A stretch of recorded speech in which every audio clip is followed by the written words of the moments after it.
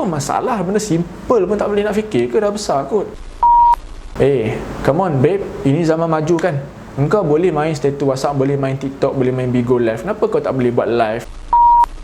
Dia kata, say no way man, get out from my room.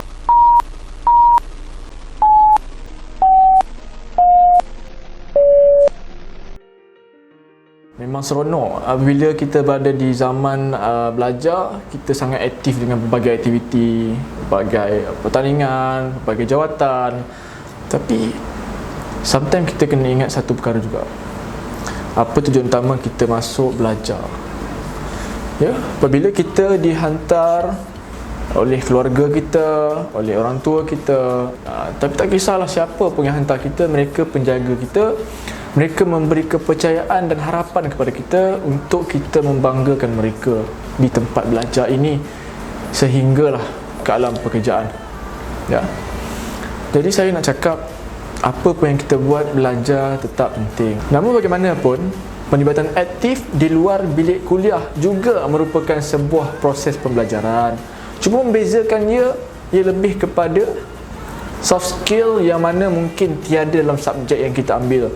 Seperti contoh, saya merupakan seorang pelajar sarjana muda di Politeknik Shah Alam yang merupakan pemegang jawatan Presiden Kelab Usaha Muda Migrosis. Sepanjang saya menjadi Presiden, saya banyak belajar cara untuk menguruskan cara. Bila kita berada di sebuah program, kita menguruskan tentatif, kita membuat atau cara tabir. Maksud kita di belakang tabir lah. Ya, bila di depan tabir, kita buat taklimat, kita atur kerja. Ya, kita motivate team yang mana yang tengok mental koyak, kita bagi kata-kata semangat, ya, kita bawa mereka pergi makan-makan ke, dan banyak lagi lah. Benda ni boleh relate to organisation behaviour. Bila kita tengok behaviour kita punya team yang nampak something fishy, so kita cuba kan analisa dan mendekati mereka, apa masalah mereka, dan kita cuba membuat something yang boleh mempengaruhi influence mereka supaya mereka happy. Dan juga yang lain akan tengok, dan mereka lain pun akan cuba yang terbaik untuk menjadi yang terbaik agar dapat reward tu. Jadi kat sini kita belajar macam-macam. Psikologi. Ya. Rohani pun penting, rohani. Ya. Kadang-kadang apabila kita dah terlalu sibuk, ya, kita terlalu sibuk, kadang kita terlupa tentang kerohanian. Dan bila kita bercampur dengan ramai orang, kita akan terikut kadang-kadang. Kadang-kadang ada orang yang ajak solat, so kita pun akan solat ramai-ramai. Ini seronok. Itu pun one of skill yang kita perlu pelajari di luar kelas. Dalam kelas macam saya pelajar degree, sarjana muda teknologi pengurusan fasiliti. Kita belajar pengurusan. Dekat dalam kelas kita belajar tentang macam mana nak buat dokumen, kontrak, macam mana kita nak buat aturan kerja sesuatu, maintenance, housekeeping and so on, macam-macam lah. Ini seronok. Tapi ingatlah, ada lagi perkara yang penting yang kita mungkin terlepas pandang, tentang macam mana nak jaga perasaan orang. Ini banyak kali ataupun sering kali berlaku dalam kalangan para mahasiswa yang aktif. Apabila mereka semester awal aktif, bila dah naik semester 3 basically dan ke atas lah, dia dah mula down. Alasan dia, banyak sangat assignment, tak boleh nak manage masa. Pensyarah marah, tak bagi pergi aktiviti. Ya, assignment tak terbuat, apa lagi? Akademik merosot, apa lagi? Kawan-kawan mula sisihkan kita. Yalah, bila kita selalu tak dalam kelas, so kawan-kawan rasa takut nak jadi kita punya team. Jadi bila kita masuk kelas, cari team tak ada, semua tak nak team kita. Lagi apa lagi? Kita jadi renggang, kita jadi kurang akrab dengan classmate. Mula mengata belakang dan sebagainya. Kurang rapat dah. Itu antara masalah, masalah-masalah yang sering orang aktif hadapi. Dan hari ini saya nak kongsi tips macam mana kita nak lari daripada masalah tu. Sebenarnya kita bukan nak lari terus daripada masalah. Masalah tetap akan datang, ujian Tuhan tak boleh lari. Kita tak boleh lari. Kalau Tuhan kata kun fayakun, berlakulah dia. Tapi kita boleh usaha.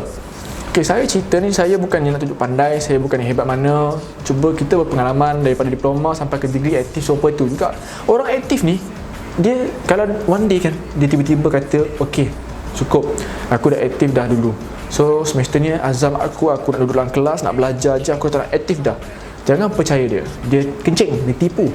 So orang aktif ni, kalau one day dia kata, aku semester baru ni, aku azam, aku tak nak aktif dah. Lantaklah orang kata apa, orang offer apa ke, orang ajak apa ke, aku say no way, I'm going to stay inside my class man.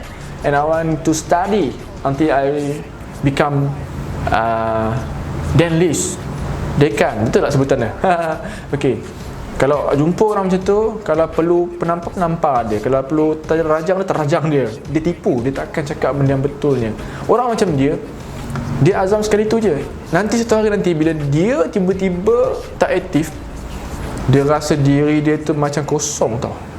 Dia rasa macam something wrong. Kenapa aku rasa macam banyak sangat masa lapang ni?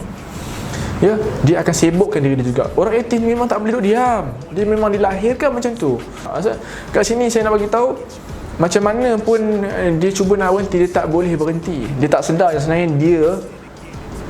sebenarnya memang aktif. Ya, dia pasifkan diri dekat organisasi A, dia pergi organisasi B.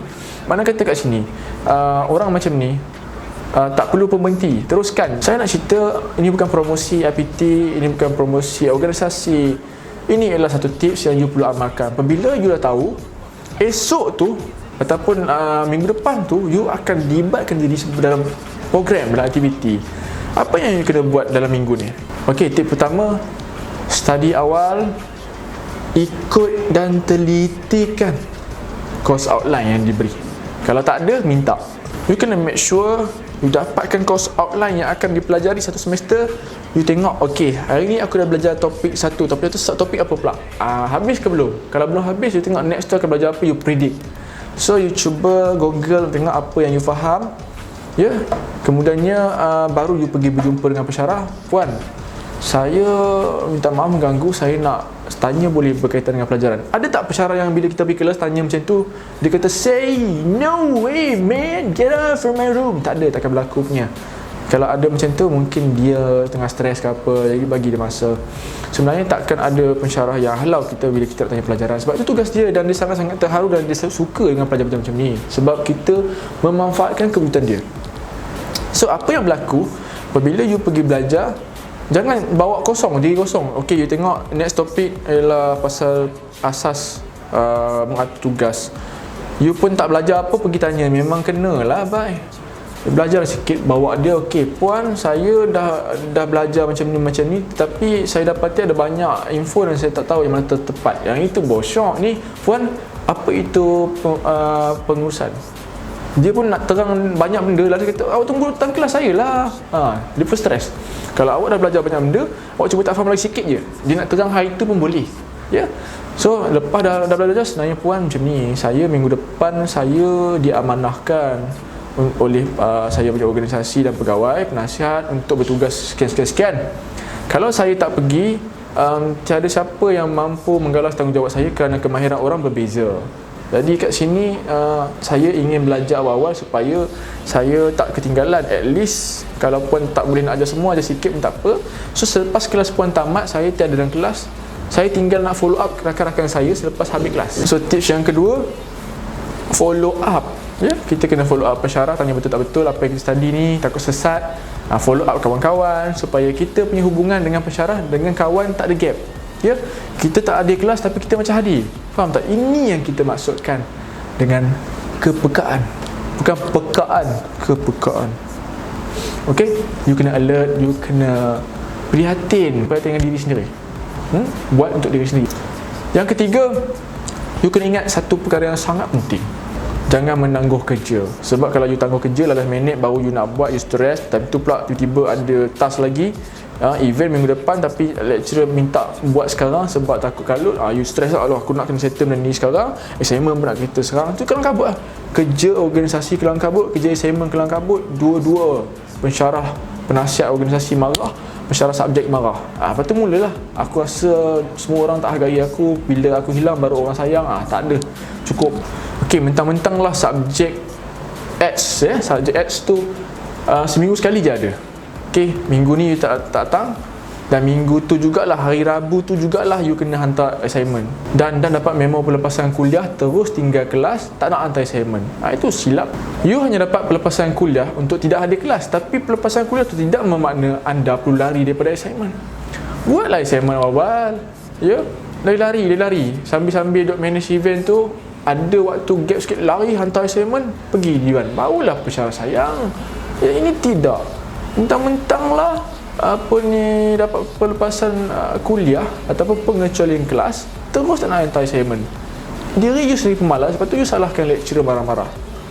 Atau mungkin ada yang bagi alasan tak apalah, sehari tu busy sangat, memang tak sempat nak lari, makan pun tak sempat, ataupun mungkin outstation, banyak buat bagian luar.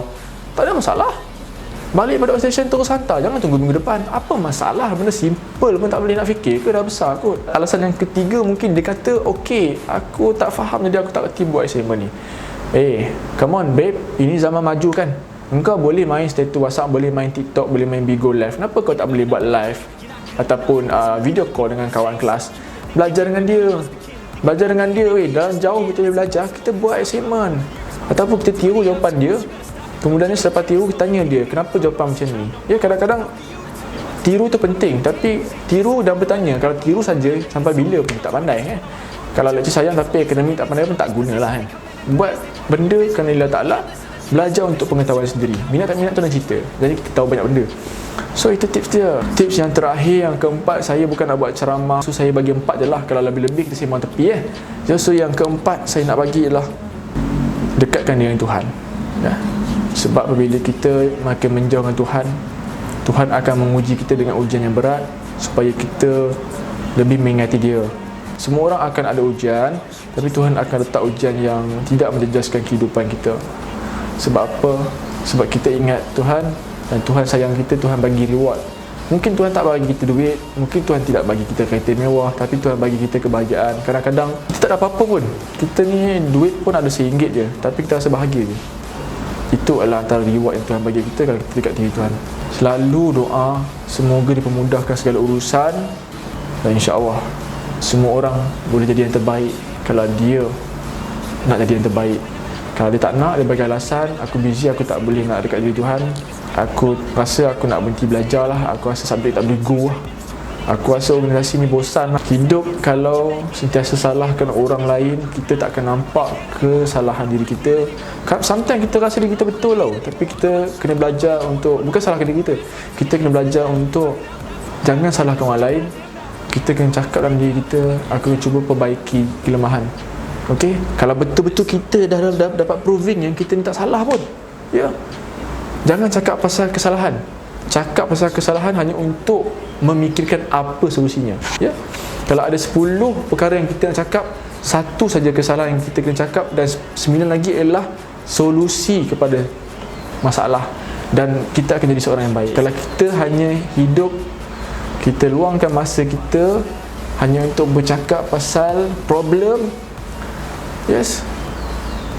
hidup kita tak akan ada perubahan. Tapi kalau kita spend masa kita yang terluang ni untuk bercakap mengenai solution, insya-Allah kita akan dilembutkan hati seperti lotion. Macam mantap tak dah. Jadi sekian daripada saya. Yang baik itu datang daripada Tuhan, yang buruk itu pada diri saya sendiri. Kalau ada silap cakap dalam video, maafkan saya sekali lagi, saya tidak sempurna. Nantikan video saya seterusnya. Sekian. Cikgu Miao.